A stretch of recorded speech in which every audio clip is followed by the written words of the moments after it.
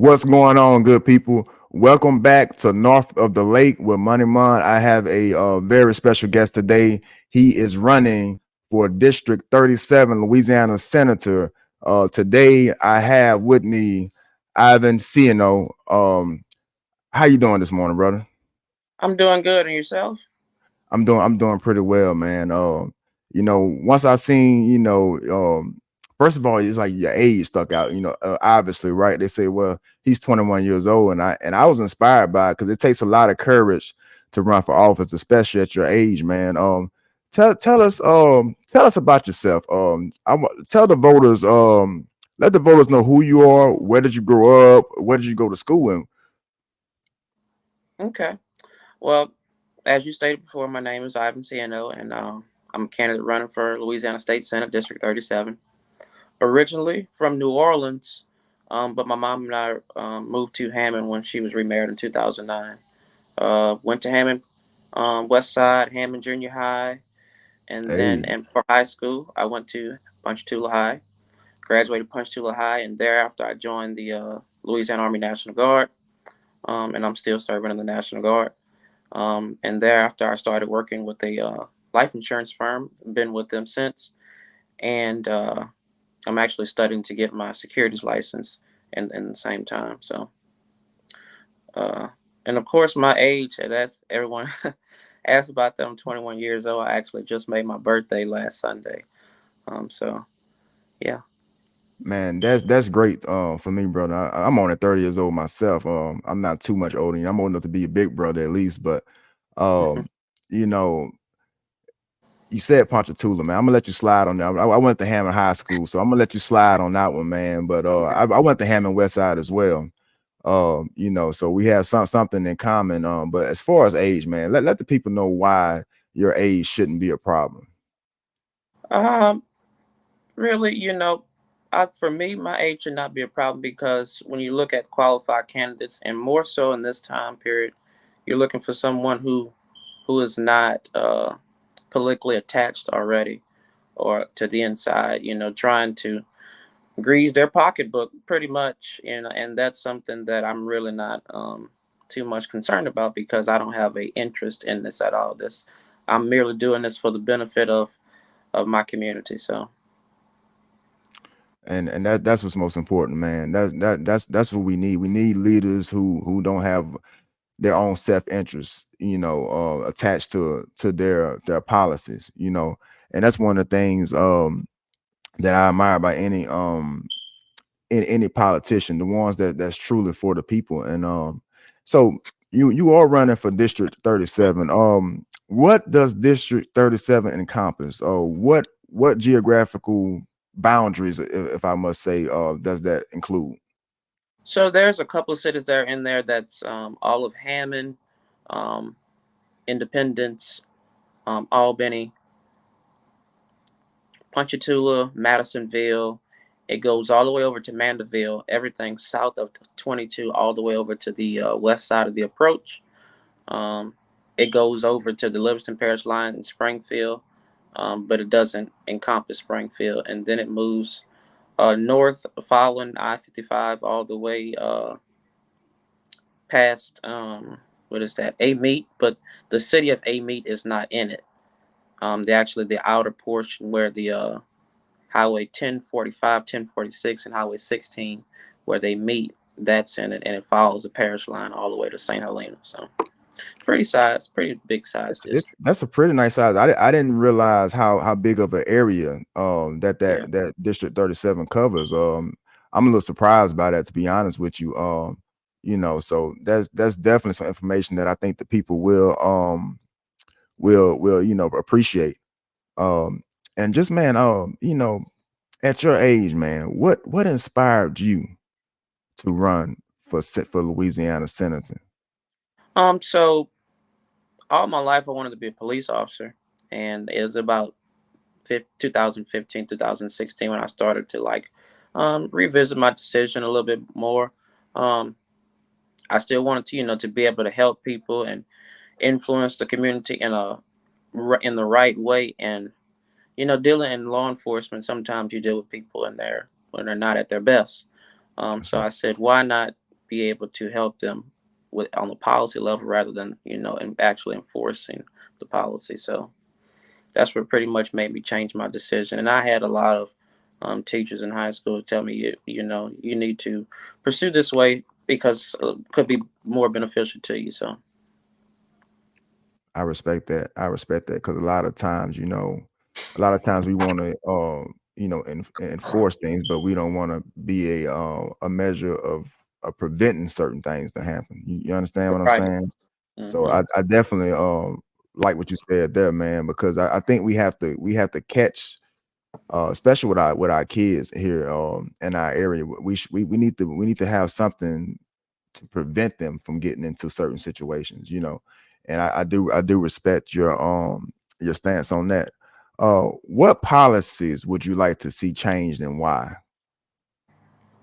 Um, Policies in particular, some that deal with like mandatory sentencing uh, for people. I think there's a lot of recidivism. People go to jail, come back, and they're not so much changed. Well, sometimes it needs to be for depending. In I think that the sentence ought to fit the crime. Um, so that's one thing that I like to see changed. Secondly, salary for teachers. Of course, they need a I need a pay increase. You just look over what's going on in Washington Parish right now, and all the teachers and well, all of the staff over there are protesting because they want a pay increase. Well, I think if you raise the base salary, which I've been looking and trying to do in the best possible way, without harming the budget so much. So raising the teacher pay and changing the sentencing requirements for certain crimes is two things that's stand out in front of me right now. And that's very important, especially for people of color. We usually are at a disadvantage when it comes to things of that nature. So that's one of the things that definitely needs to be addressed. And if you mind me asking, how do you feel about the marijuana laws as far as maybe legalization, and where do you stand on that? So I'm gonna divert a little back to about the 70s, 80s. When marijuana was well known drug, and people were using it in secret. It wasn't really legal or illegal, but it then they made it illegal, and then they started imposing all of these harsh sentences, like long years in prison for possessing it. And so that's when you seen the prison population grow from a few to you seen like entire neighborhoods in prison now. That's right. So I think that now personally, I don't believe that a person should use it unless they have a medical reason behind it, not just smoking it just cause. But still, in all, I don't. I just still disagree with just putting somebody in jail for possession of it, or if they just use it. Now the dealer who has large sums of it, yes, he should be persecuted. I mean prosecuted to some extent of the law, but still in all. Okay. Okay, I got you. And one more question I have for you, well, at least another question. What change would you like to see made in politics and why? The negative, nasty, arrogant culture of it right now. I mean, diverting to history again. If you look at, there always has to be compromise in anything that we do. The founders of this nation, in fact, when they were looking for, okay, how are we gonna? They made a bicameral legislature. Okay, you had the New Jersey plan, and which favored small states, and then you had the Virginia plan, which favored large states. Then you have the Great Compromise in between. So each state would get two senators, and then the House of Representatives would be elected by a vote of the people. You see, they compromised in that, and that's how they got that dead. So I think that if we compromise, put our differences aside, and compromise. I'm not saying that we should compromise what we believe, but compromise in putting our differences, aside, understand one another, why they believe a certain way. That can truly help us instead of the name calling and they're really not getting anything done. Especially you can see it on Capitol Hill, and in Baton Rouge it's a little bit different, but still, no, I think that we need that compromise. We really do. Most definitely. I feel like a lot of the time it's a lot of mudslinging versus actually getting stuff done. It You know, is. Is. because the common person doesn't benefit from us arguing about things that's not going to really get us anywhere.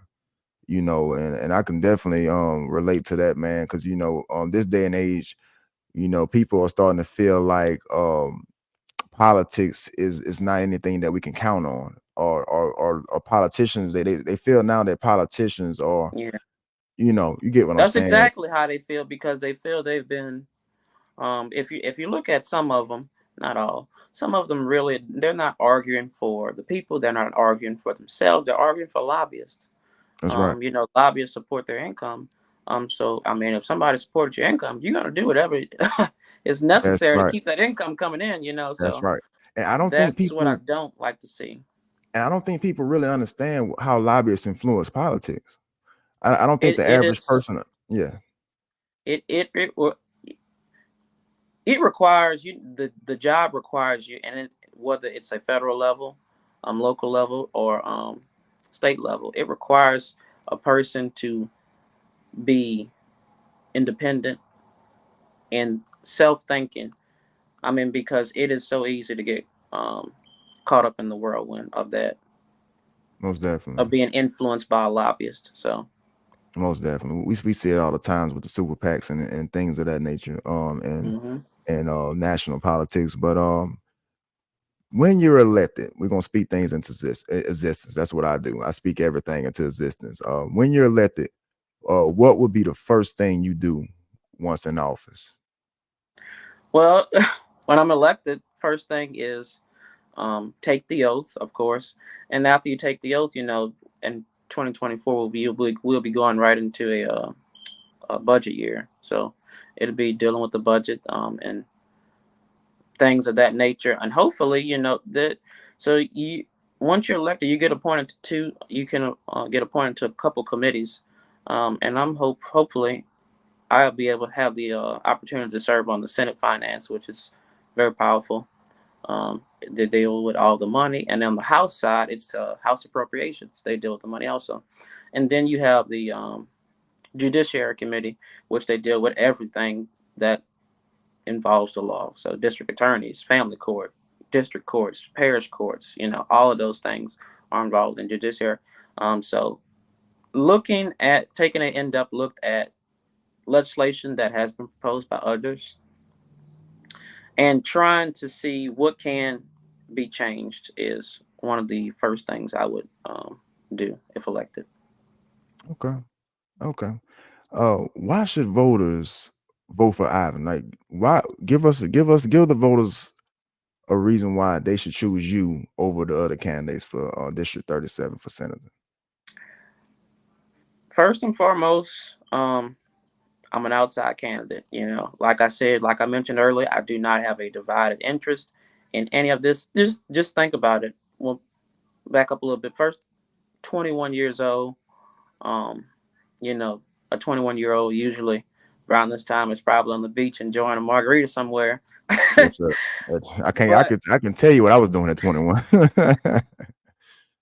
but since a young age, and my upbringing involves a lot of it, but since a very young age, I've seen, there has always been someone, a statesman, to rise up against um, the injustices that are done against the people and speak out against those things. And so that's truly where I fall in this. And I just ask each and every person, each and every voter, to give me their most honest and their most sincere consideration in this. So, Most definitely. Most definitely. So I'm gonna wrap things up there, brother. How can the people support your campaign? they can support my campaign. If they would like to call me and ask me anything, they can call me at 225-483-1021. I do have a Facebook page. It is falls under my name. Um, My website is almost done. I have a gentleman who's currently working on it, but it'll be up pretty soon. So, and then Okay. that'll be also accessible to the public as well.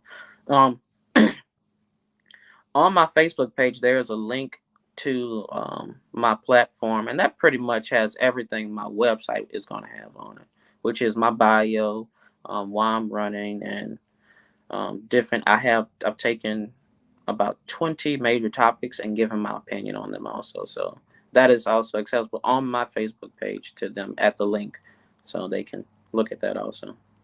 Okay. Pronounce your name one more time for me, brother, because I've been butchering it the whole time I've been trying to pronounce it. Pronounce it one more time for our voters. It is Ivan Ciano, Ivan Cieno. We have like the yes, like the letters CNO.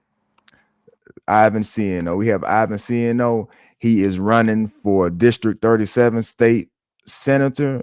His slogan is reconstructing a broken people. I like that slogan, brother. I wish you the best of luck. If you need me, I'm here for you. Always reach out to me, and I'll try to help you in any way that I can, brother. We have Ivan Cieno with us. Thank you so much, brother. Thank you.